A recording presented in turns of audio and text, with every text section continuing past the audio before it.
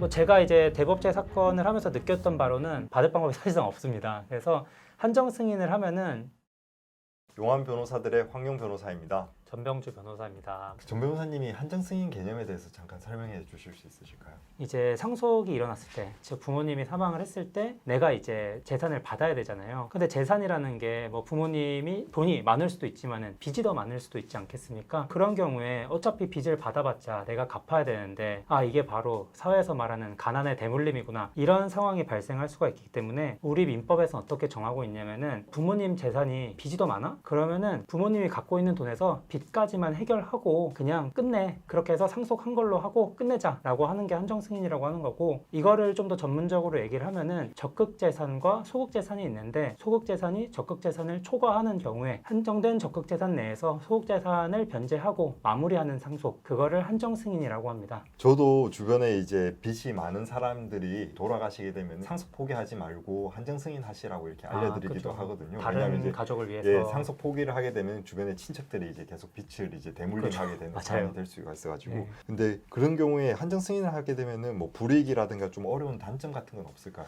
근데 한정 승인이라는 게 사실은 상속을 하는 거긴 맞기 때문에 그런 경우에는 어떤 재산을 상속하는지를 본인이 알고 있어야 됩니다. 그래서 상속 재산이 무엇이 있고 법원에다가 신고를 또 해야 되거든요. 한정 승인 신고라고 하는데 법원에다가 그 재산 명세를 쓰는 게 있어요. 그러면은 그 재산 명세에다가 뭐 적극 재산 아까 얘기했던 플러스 재산 그게 얼마가 있고 이제 소극 재산 마이너스 재산 빚이죠. 그게 얼마가 있다 걸 써가지고 법원에 내면은 법원에서 한정 승인 심판이다 이래가지고 심판문을 줍니다. 그러면은 누구는 몇 월 며칠자로 한정 승인 됐다 이런 식으로 이제 결론이 나오는데 그런 식으로 해야 되기 때문에 재산을 알아야 되는 문제가 있고 그 다음으로는 법원 절차를 거쳐야 되는 또 어려움이 있죠. 그래서 많은 분들이 이제 변호사를 통해 가지고 진행을 하는 경우가 있는 걸로 알고 있습니다.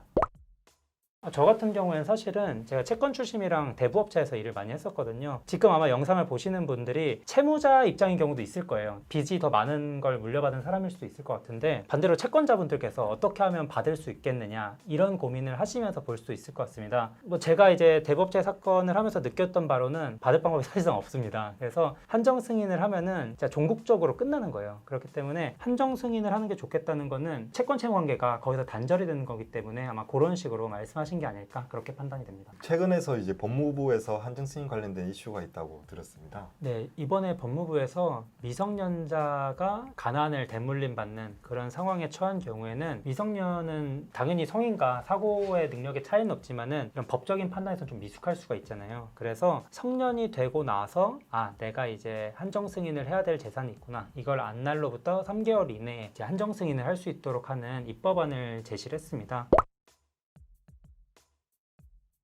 그렇기 때문에 이제는 미성년자일 때 부모님이 빚을 남기고 돌아가셨다면은 어릴 때 한정 승인을 할 수도 있고 성년이 된 후에도 한정 승인을 할 수 있는 하나의 옵션이 추가가 된 거죠. 저는 되게 좋은 입법안이라고 평가를 하고 있습니다. 그 주변의 친척분들이 사망하셨다는 보고 소식을 들었을 때 취해야 될 조치 사항 같은 거라든가 주의 사항 같은 게 있을까요?